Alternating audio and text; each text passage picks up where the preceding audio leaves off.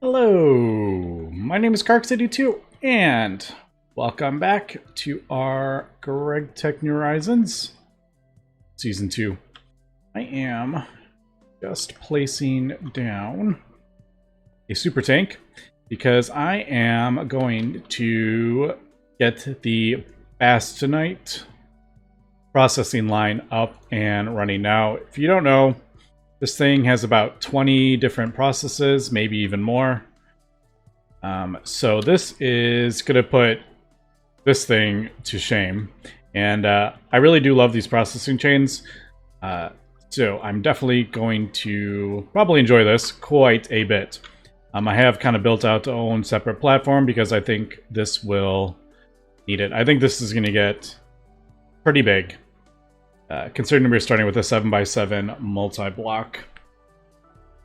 So that is kind of what I'm working on. I'm not going to go over it too much while recording. I might, cut in when I have a few more of the pieces built. But yeah, this is mostly just going to be work offline. So let me just hook this up. I was debating whether to ender tank the stuff ender fluid. I can't remember the name of those things. Ender fluid link covers. But I was just like, let me just throw the P2P. We have it right now. Now I do have this. Yeah, it is running. I do have a wireless cover on this. I just want to make sure that is actually working. This should turn off. Is that? That is. Alright, we're not actually giving as much as I was thinking we were going to. I didn't realize that was 2 to 4. But, it is what it is. Silicon dioxide going into the A system, and then that is using nitric acid. So, like the monazite line, this is just going to slowly process this all. I don't need it super fast. It's just going to do its thing and slowly process all this out. Before I continue, there were a couple things that I have realized since I recorded the last episode. If you remember, I was having issues with the electric pump. I think the ring had changed. I was using rubber rings, but now you need silicone or the styrene.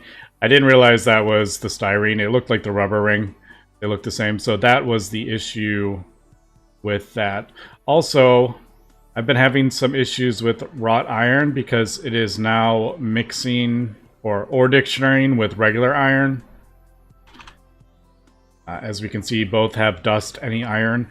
So any mixer recipe that I was using that had iron dust in, if that ore dictionary was set, it was screwing up the recipe because it was putting wrought iron into the recipe instead of iron dust. So if we remember the energetic alloy, we were having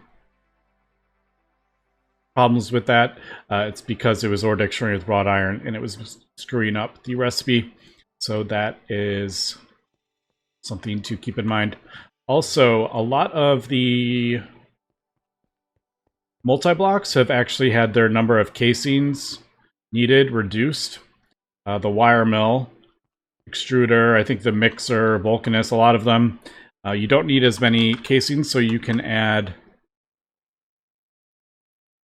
more hatches and stuff. So what this means for the wire mill, you can actually add a whole bunch more. I've added 4 more here for every single circuit number.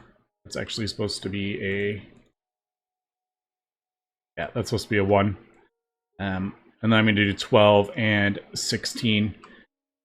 The wire 16 we were doing in the assembler.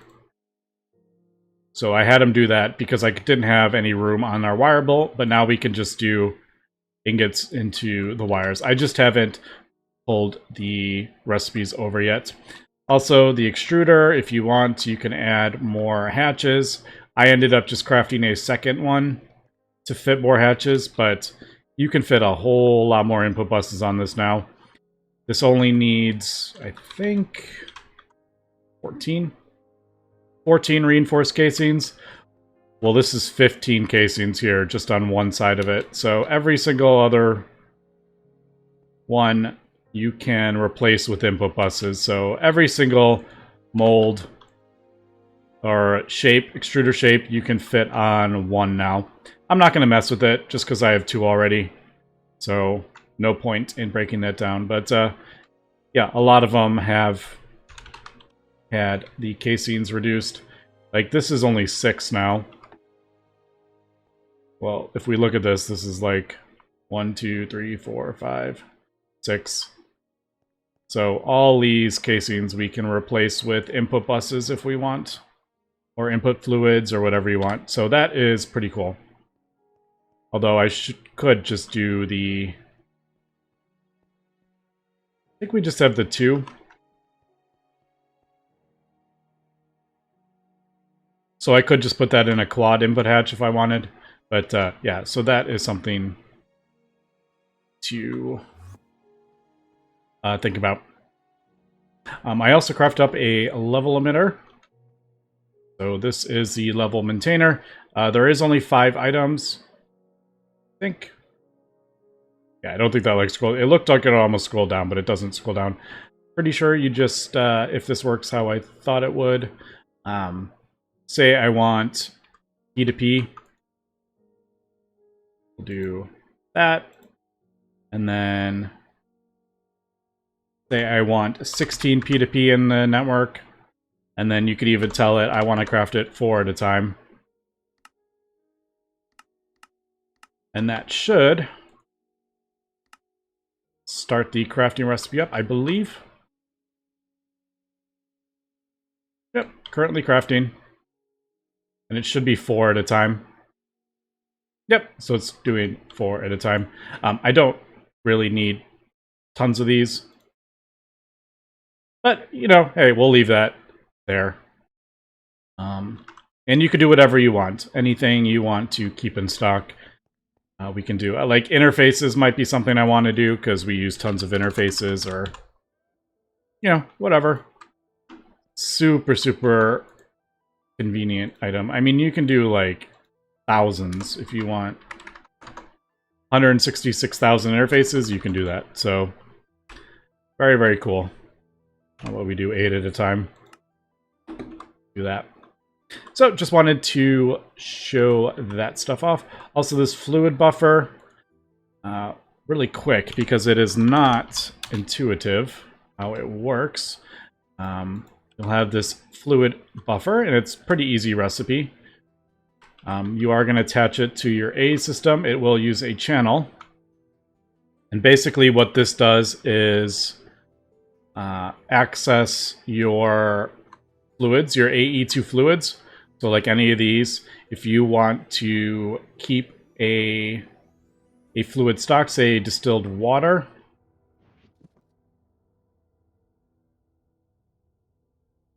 if you want to pump this into a hatch or whatever, something that uses like tons of distilled water. I could even do it maybe for our heat exchanger, because that uses tons of like distilled water. You could do it any fluid, but you basically just take the water cell or the cell of whatever you want and right click on the fluid buffer. And you can see distilled water 256 buckets, or 256, yeah, 1,000 millibuckets. There it goes. It is accessing the thing. So you can just throw down a input hatch or whatever you want to do and pump the stuff in. Pretty sure it doesn't like auto output. And you also can't put GregTech components on it. But there we go. So that is just going to pull through from our RA system directly, which is pretty cool. Yeah, I just wanted to show that. You can use the dual interfaces, apparently, for the same thing, but the fluid buffer will be even quicker. I never think to use these for the same purpose. because I always forget you can switch it to this. So if you want to do the same thing, you could set the fluid there, and it keeps a thing. The fluid buffer just does, it's like super high speed. So super end game, you're using tens of thousands of buckets a second.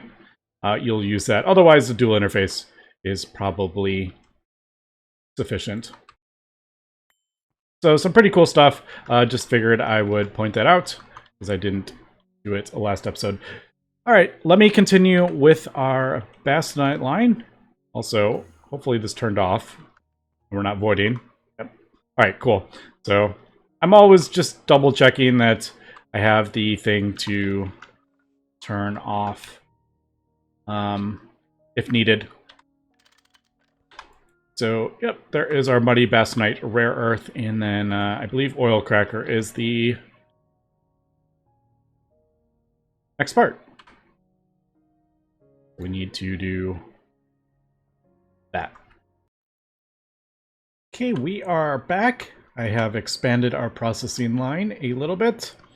Just really quickly, we are crafting up the muddy Bastanite rare earth, being put in a oil cracker, turned into steam cracked Bastanite mud, and I have fluid detectors and wireless redstone turning all these machines off when they're not needed. Although I realized as I was using the mixer to turn steam cracked into this one, it's hard to click on because there's covers, this conditioned Bastanite mug, I believe the GT++ ones actually won't run if it's going to void. So I probably don't need a fluid detector on there, but it's on there. And there's probably no... I could just remove it, but I'll just leave it on there. Yeah, so that's turning the steam cracked plus sodium fluorosilicate, which is this little bit right here. Just turning the hydrofluoric acid and silicon into hexafluorosilicic acid, and that's going in here, and that's getting mixed with saltpeter or something like that. Salt? Yeah, regular salt. So regular salt, and this stuff is creating sodium fluorosilicate. So that's going in there, that's going in there, and that is producing this stuff. Now I am piping this out. This is just temporary. I needed a place to put extra as I was trying to work on that. So that's going to pipe this all the way over here. And this is going to go in our dissolution tank. And I'm using the same setup we used in the things. You can't see them because the pollution is really bad over here. As you can see, these digesters pump out a ton of pollution. But the BioVat, I am using a fluid, wireless fluid detector, a regulator. This one is on import, that's why it's a negative, and a redstone receiver internal. So basically that's sending a signal to the wireless to turn off the regulator. And I have that set to turn off at 1000. Doing the same over here. I have this just pumping water up. I don't need this right here. It just kind of, I thought the pipes looked kind of cool. So we got water coming up here, and then the exact same setup here, except I have it set to 10 times the amount. So we got 10 buckets in there, 1 bucket in there. Those two mix together and create diluted Bastanite mud. And this seems to work pretty well. There's also saltpeter, and there is also some, there's like a, there is a item, this I don't know how to say that, gangu dust, has 0 uses, so it's just going in a, I could just void it, but it's going in a quantum chest just because. So yeah, I have a fluid detector on there to turn this off so it doesn't void anything. Again, I think this will void. I know the GT++ ones won't void, but I'm pretty sure this will. So we're just going to throw this on here. And this should run until that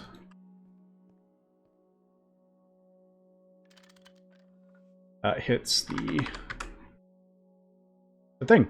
And then this is a 12-second recipe, and that gives that enough time to go up to 1,010 again. We should see. Oh, I have that. Needs to do that. So run until it... Yeah, so there we go. You can see it filling up. Up to 1,000, turns off. Super neat, super compact. Pretty happy with that. So I am... That should turn off after this one. Let's just double check before I... Yeah, there we go. Alright, so that has too much stuff in there. It's turned off. I didn't want to put a tank down until I was sure that was correct. Alright, so that's just going to tear through all that stuff. This should slowly empty out, and then I'll connect that and have this all run. I was just using this while I was trying to get these hatches sorted out, but I think that works really well. Nice and compact. Alright, continuing on with this.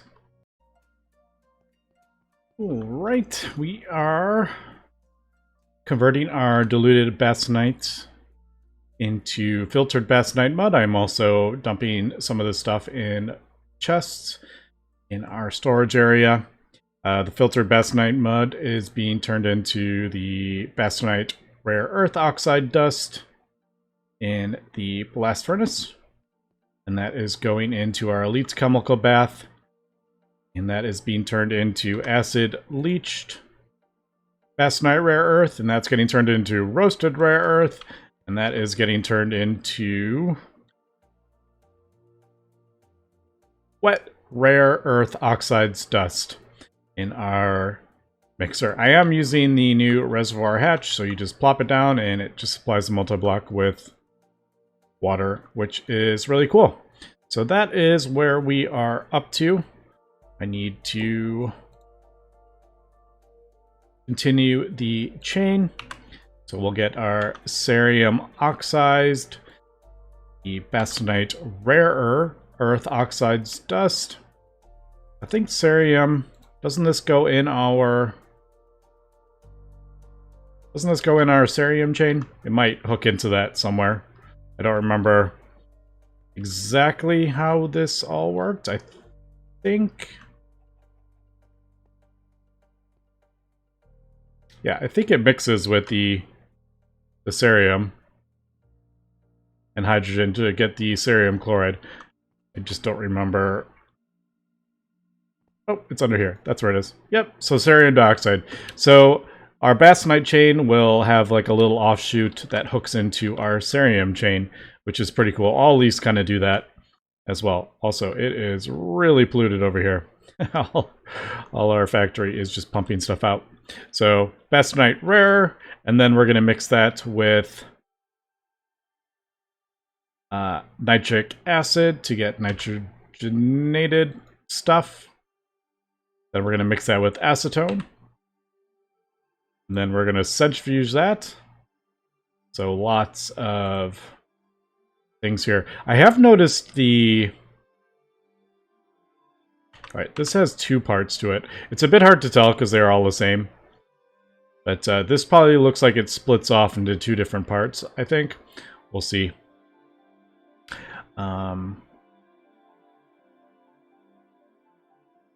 So that is that. One thing I have noticed is all these recipes are like really, really cheap.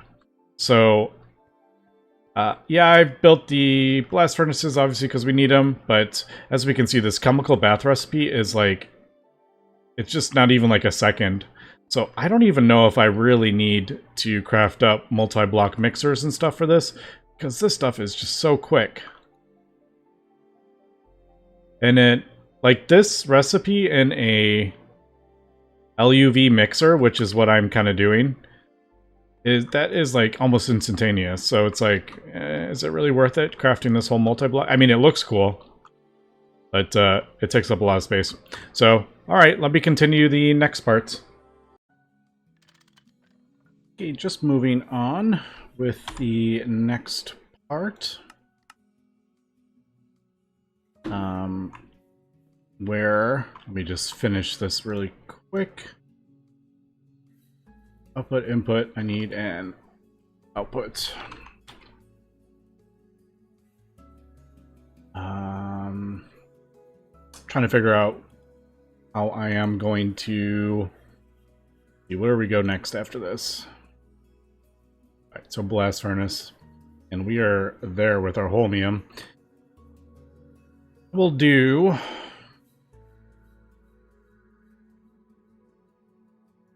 Probably easier if I just do... Let's do an output bus. We'll deposit it into the A system, and then I will stocking input bus the blast furnace that's going to go next to it, because then I can put both materials in the thing. I think that's what we'll do. All right, cool. So there is that. As you can see, I've sort of used some ender tank things, and some I haven't. I need to decide how we're doing this, because doing both is a bit silly. Both types.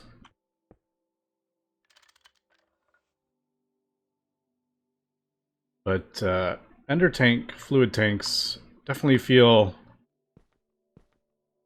more high-tech. But also there's other ways. If we just hook it up to the A system directly, we could do that and use storage buses. That might be an idea. The only problem with that, well, actually that might work. I was just thinking that's a bit more complicated with single blocks, but you could always just use like interfaces to pull the fluids in instead. But what I have done here, we got our Bastanite rare earth, and that uses acetone and nitrogen, so we're turning that into the rare earth. And then this is being centrifuged into neodymium and samaric, and you also get diluted acetone. So I wanted to put the acetone back in the process. There's no point in like wasting that. So I am sending that into a fluid heater and pumping that back in the hatch here. But I also need acetone from our regular supply. So what I've actually done is, as we've seen a couple times now, and it's turned out to be like really convenient, I have this set to turn off a regulator, and that is actually being pumped in from our main supply. But I don't want that to fill up the hatch, because I don't want this to fill up. I don't want the P2P to fill up the hatch, because then this will fill up with acetone and not get used. So I'm actually limiting the amount of acetone my P2P network can put in there. So then it adds that on top, and it's not going to run, obviously, until it drops below. So that's kind of how I am merging two different sources of acetone. I thought that was kind of cool. Because I didn't want to dump this acetone in the tank, because the tank will eventually fill up, because we're producing it faster than we are producing it here. So I think that's pretty cool little setup. I couldn't get the regulator to work directly with the P2P, like the P2P directly on the regulator. It didn't seem to work. But if I did the fluid pipe in between, it seems to work. So yeah, I just thought that was kind of a cool little setup. And then here, yeah, we didn't need to do it this way. We could just use Ender IO conduits and filters, but I thought it would be kind of fun to use GregTech pipes. So I'm piping these out into a storage drawer for both of them, the neodymium, the samaric that we are getting from here, and then just using item filter covers to import whichever one we want into the two separate input buses. So I thought that was kind of cool. I may move this over on top of here, and then just place the import cover on top of this and then have that next to it, but I don't know. I thought it looks kind of cool with more pipes and stuff, as opposed to hiding everything that I used to do. I'm like, I kind of like seeing some of the pipes around. It makes the builds look a little bit more interesting than just a wall of machines. So that is that. And then, like we saw, I just need to pump that into... I think I did the other one. We just need to pump this output into a blast furnace. So I'm going to have to build the blast furnace, and then that, I believe, is our Holmium that we have been working towards.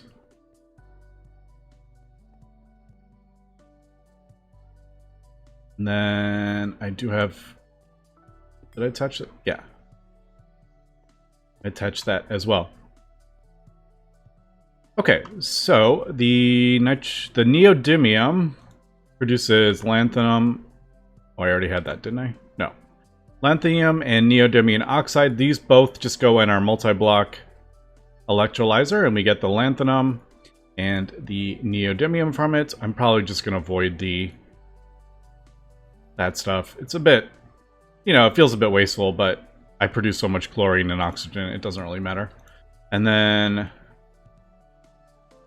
the samaric one produces the fluorinated, and then I need the calcium as well. All right. So I think we can just get both of these going.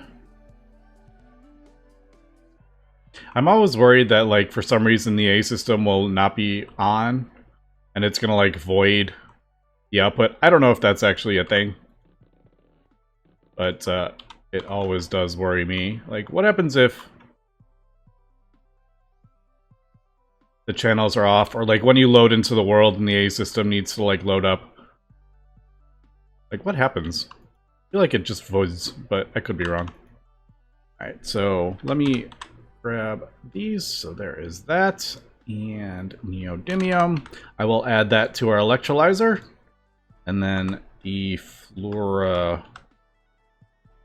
samaric and the calcium will go in here. So, but there we go. This is a pretty fun line, not gonna lie. Had a lot of fun with this. It does look like this centrifuge is a bit of a bottleneck. But, yeah. This centrifuge is a little bottleneck, and this is actually, blast furnace is actually a bit of a bottleneck. Because that is 6 seconds. It actually, this sifting machine is keeping up with this blast furnace. But, yeah, there we go. And that will be our Holmium. I just need to get this. So that's done, that's done. Let me keep that on there so I remember. And then we did that and that.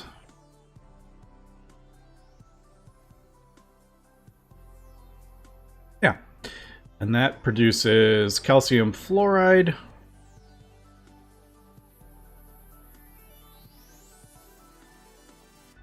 Oh, this has no use. Look at that. Calcium fluoride. Oh, you can turn it into dust apparently. And then electrolyze it to get them both out. Again, we are getting fluorine from crops. We're getting it from bees. I'm not overly worried about it. Although the calcium...